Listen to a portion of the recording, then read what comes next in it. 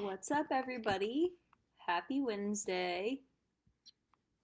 So, today we are going to be talking about strength training and the fundamentals of strength training. This is a series. I'm not sure how many parts there's going to be yet, but I am super excited to talk to y'all about this. Strength training has been a part of my life for the last 10 years.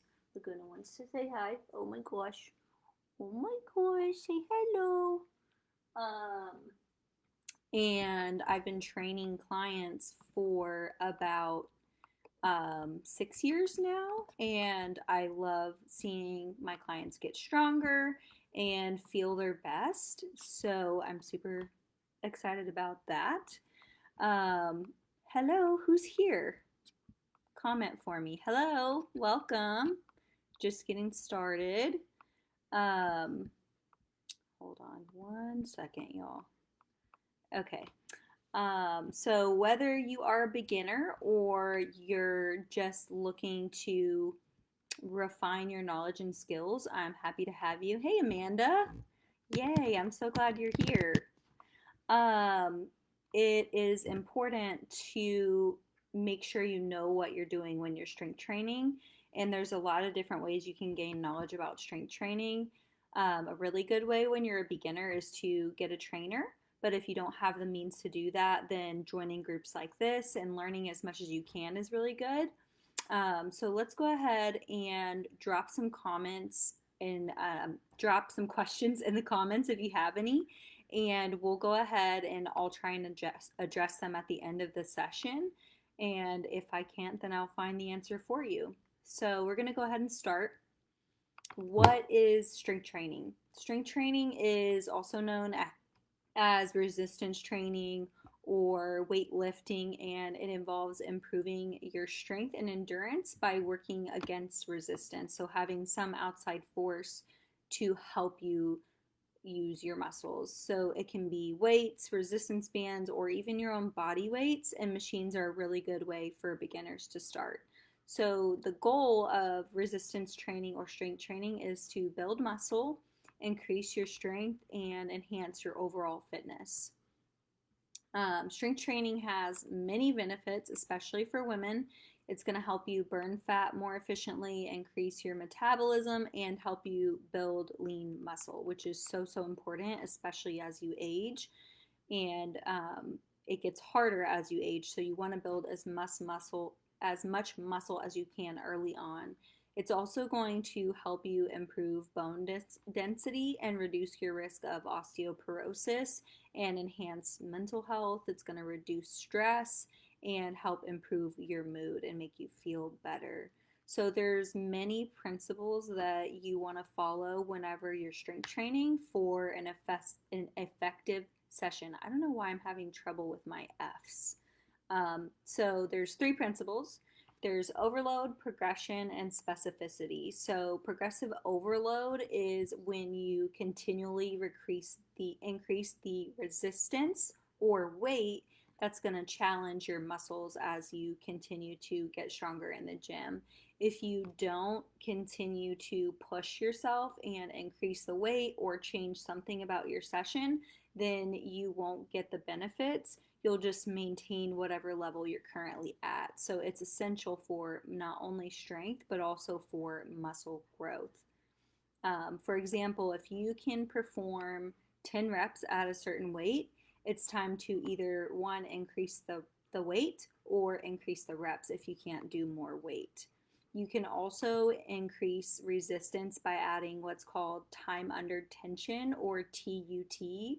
Oftentimes I refer to it as tempo, and that means going slower on a certain part of the movement. And the certain part of the movement that you want to go slower on is what we call the eccentric part of the motion. So if you're doing a bicep curl and you curl up, the eccentric is the lowering portion where you're stretching the muscle. So it's different for every motion, but on bicep curls, it's when you go down. So another principle of training, the second principle we're going to talk about is specificity. And what that means is focusing on exercises that target the muscles that you want to improve, or targeting specific exercises for an activity or a sport that you're playing. And that's different for every single sport. If you want to strengthen your legs, then you want to include things like squats and lunges into your routine. And then you're going to tailor your goals also to your specific goal, if it's weight loss or muscle gain or just overall fitness. So let's move on to how to get started. So when you start your workout, you always want to start with a warm up to get your muscles ready and get the blood flowing, so that way you're ready for exercise and you're lowering your risk of injury. So a general warm up can be 5 to 10 minutes of light cardio. So oftentimes I have my clients warm up on the treadmill for just about 5 to 10 minutes. You can also do things like jumping jacks or dynamic warm ups, but I usually use dynamic warm-ups as a specific warm-up after you've already got the blood flowing. And you want to make sure that these are related to either your workout, or if you have specific joints that need more attention, if you've had previous injuries, then it's really good to focus on those joints. And you can also do things like body weight squats, push-ups. A lot of times I'll have clients hold a body weight squat for like 10 seconds and repeat that for 10 reps.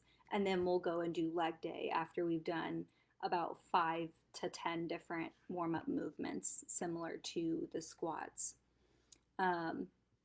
So after you prepare your muscles, you want to either strength train for weight loss or muscle gain. So for weight loss, you're going to focus on compound exercises like deadlifts, bench press, pull-ups, things that are going to challenge a lot of muscles with one movement, instead of focusing on things like bicep curls or leg curls that are single leg movements. You want to really target the big muscles multiple times, so you're using more musculature and burning more calories overall.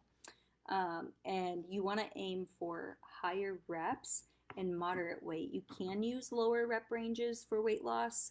However, the change would be to your diet instead of to your workout routine, which diet is the number one important thing for weight loss anyways. But for muscle gain, you want to use heavier weights, lower repetitions, anywhere between 6 and 12 reps per set. And then you focus on progressive overload, so really pushing the weight. So if you're doing 6 reps, it's going to take a lot more weight to feel hard than if you're doing 12 reps. So let's talk about how often you should be working out. For beginners, you probably want to start with 2 or 3 strength training sessions per week on alternating days. That way you have 24 to 48 hours for your muscles that you've broken down to repair and recover, unless you're working on different muscle groups. So if you do a leg day, then the next day you can do upper body, and then you rest, and then you can do leg day, upper body again, or you can do 2 upper body days back to back if you feel like you need more time for your legs to recover, which a lot of people do. So intermediate and advanced workout people who have been working out for anywhere from 6 months to years can work out 4 to 5 times per week. It honestly just depends on what fits in your lifestyle and how comfortable you are with the exercises. Sorry, that's Meatball. So you also want to make sure you have scheduled rest days. So I kind of talked about this in between, but having at least 2 days of exercise and then 1 day of rest, you're going to be feeling better than if you just go 4 days in a row and do all strength training workouts. If you're resting, you can also do cardio on those days. Cardio is going to help with blood flow, and it's going to help pull out the lactic acid from your muscles and prevent you from staying sore longer. Movement is always good if you're sore. So when you finish your workout, you always want to stretch and cool down. And that will also help reduce soreness, improve flexibility, and it's also going to prevent you from keeping your sympathetic nervous system elevated, which means things like stress and anxiety might be higher. So when you cool down, that prevents you from having stress and anxiety levels high. And it's going to also help, of course, again, with muscle soreness and flexibility. So when you get done with your workout, you're going to do what's called static stretching. So holding each stretch for whatever muscle group you just worked for a minimum of 30 seconds. When you do 30 seconds, that's going to allow the muscle enough time to relax. So that way you can actually get the benefits of the stretch. And then you can repeat that for another 30 seconds on the same muscle group if you have time. But if not, you can also just go ahead and do 30 seconds and then stretch later. Recovery is really important though, so you do want to make sure that you stretch. And you also want to take deep breaths during your stretching to help relax and reduce the sympathetic nervous system effects. So, recovery and mobility is up next. So, this is also going to be crucial for muscle recovery or muscle growth and also injury prevention, because if you're not doing the same intensity of recovery and mobility training that you are for strength training, you're likely going to get burned out. You're going to start feeling aches and pains, and you're not going to have as good of workouts as you could had you recovered and stretched better. So make sure you're getting enough sleep, because sleep is when your body repairs and heals tissue. So 7 to 8 hours a night is recommended, and that's about when you're going to start getting the benefits of sleep. And I even have clients, and myself included, who have experienced more pain, neck pain, back pain, things after a night of poor sleep. If you're sleeping 6 hours or less, you're going to notice more muscle tension and pain than you have if you have got a good night of sleep. Uh, so, with recovery days, you also want to include what's called active rest. So, that's going to be light walking, yoga, mobility training, which is foam rolling, dynamic stretching. So, instead of holding a hamstring stretch for 30 seconds, you might reach for your right foot, hold the hamstring stretch for 10 seconds or 3 seconds, and then switch and go to the left foot for 3 seconds and repeat that for a total of 10 times.